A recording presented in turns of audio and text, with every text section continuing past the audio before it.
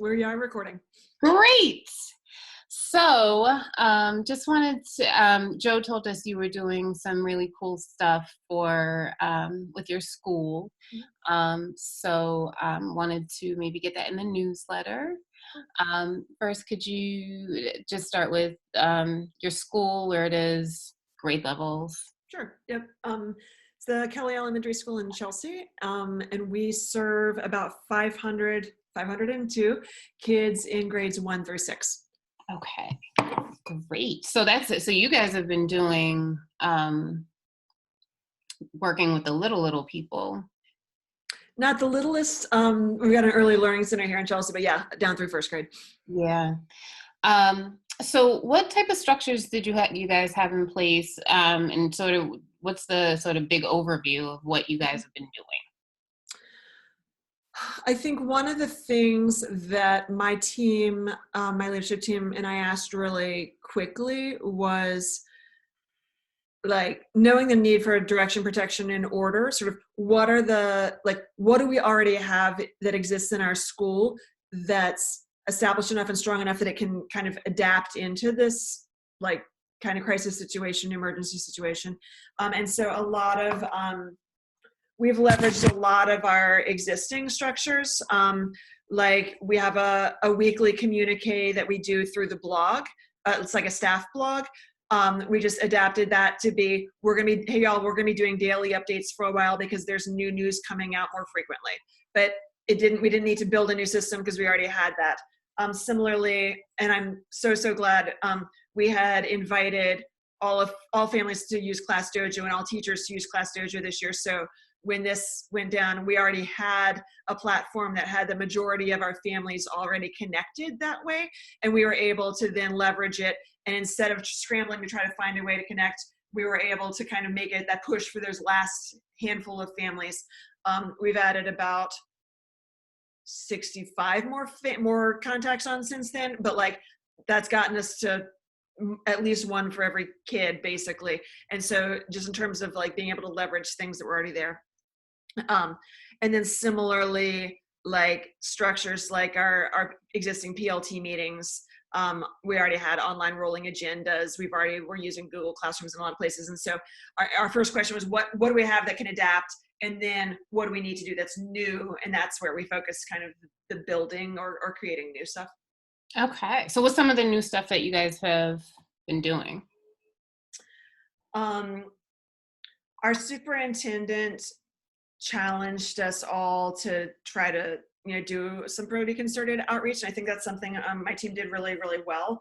Kind of drew on good old Teach Like a Champion training, and thought about like what would it need for us to hit 100% of reaching all of our 502 kids. And so we thought about barriers like if we want to make this doable, we need to split it up and tap into all of our people. So like we took our paraprofessionals, our clerks, our specialist teachers, our non-classroom teachers, kind of split them up in ways so that everybody was assigned to a classroom, pulled kids into a spreadsheet. This is in that folder I shared with Joe. But we're real systematic about kind of going, here's the adults that you've got for your list.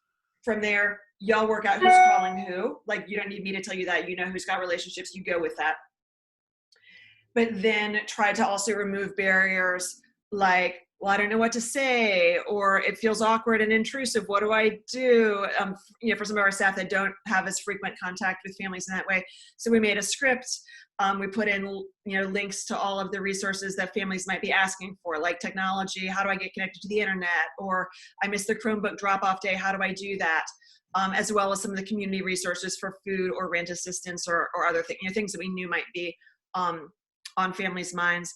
We put in even some talking points for like how can you respond empathically and appropriately if a parent just like unloads a lot of stress on you, right? Like how do we receive that in a way that that communicates our care and respect for their everything that they're juggling, while also not trying to take on being the counselor for 26 stressed out parents in your class, so that we kind of gave some support to our team on that. But then we also created a log for where each class is logging. Whoever it is who's making the call is logging, what did we learn from each kid, answers to, do they have connections to Dojo and Google Classroom? Do we have permission to do video chats with them? All of that stuff in one place, which then means it makes it easy, has made it easy for me and my AP and my social worker to be just trolling through that a couple times a week and going, who are the kids that we've tried 4 times and we still can't reach them? All right, those are ours now. Mm-hmm.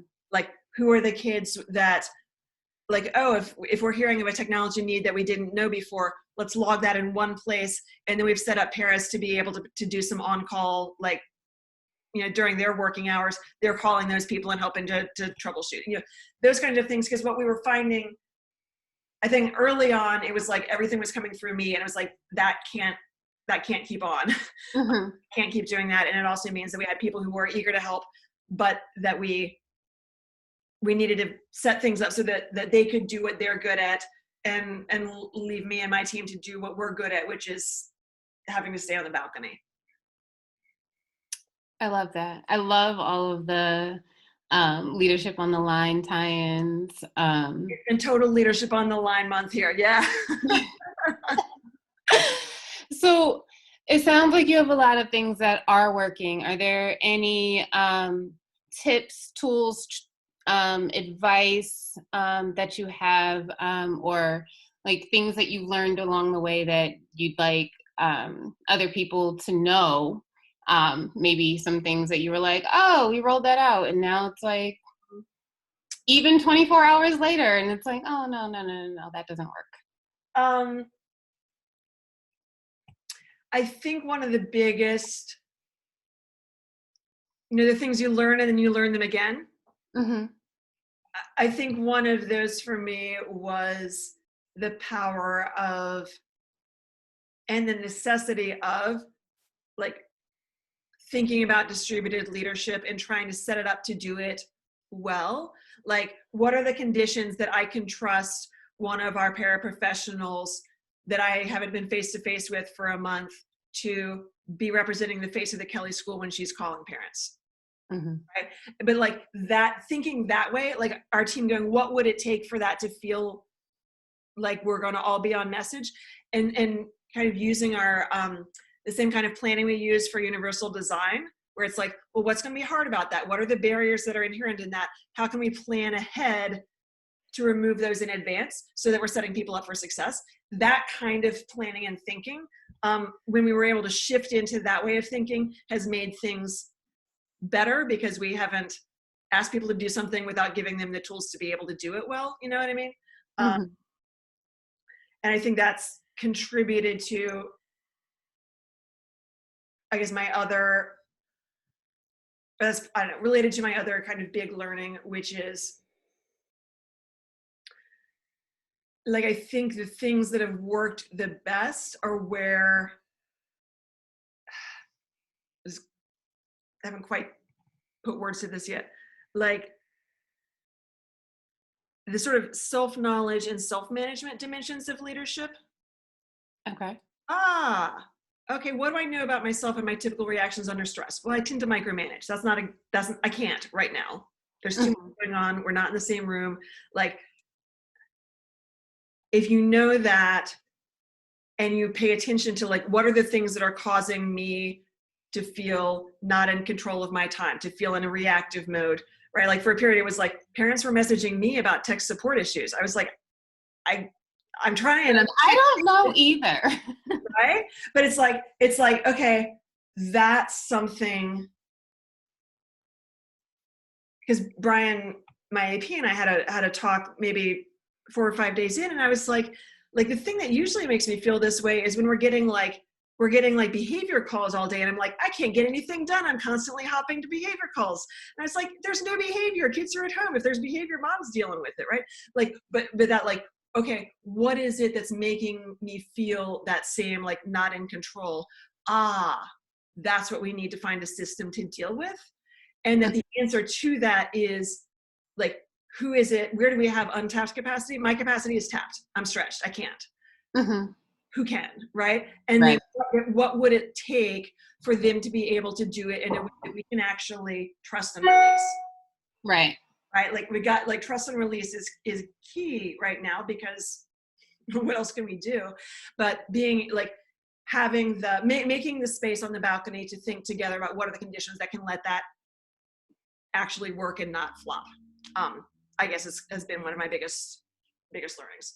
Because then what people are saying is, oh, like I feel set up for success. I know what to do. I know my piece in this, and I know that somebody else has got that part. I know that it's making it easier for other members of my team who also have stay in their lane problems to know that somebody else has got that.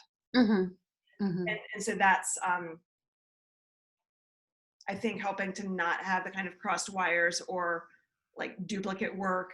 Like we don't have time for that, you know. Right. We're all busy. We're busy. Okay. Anything else you'd like to share? One thing that I heard one of my principal colleagues say on a PLT meeting the other day, was that somebody had surprised him and moved him by asking the question, like, what is it that you will choose to take from this time back into regular life when we get there? And so that's a question that I've been asking, inviting my team to reflect on a lot in different ways, because I think this whole messy period, like one of the unexpected joys and points of pride has been watching the like learning stance that some of my teachers have been willing to stay in. Like not my young ones who already had Google Classroom set up, but like my reading teachers who are like my special educator who's like retiring in June, who's never set up a Google Classroom and never even touched one because all the work she does with kids is small group around a kidney table, but who have just demonstrated an incredible openness to having to learn some stuff that they hadn't chosen to learn before, they hadn't needed to learn before, but it's been like, well, but my kids are there. Mm-hmm. And if I'm going to get to my kids, that's how I'm going to have to get to them. And that hearing a lot of them say, now I'm thinking about like, maybe when I'm back together, I might be able to keep on doing some of these things, right? So like that question of like, what are the things that we've experimented with that we didn't want to, and we were dragging, kicking, and screaming, but now that we have, we can bring that value, some of this value back into us in the real world. So for me, I think part of that has been,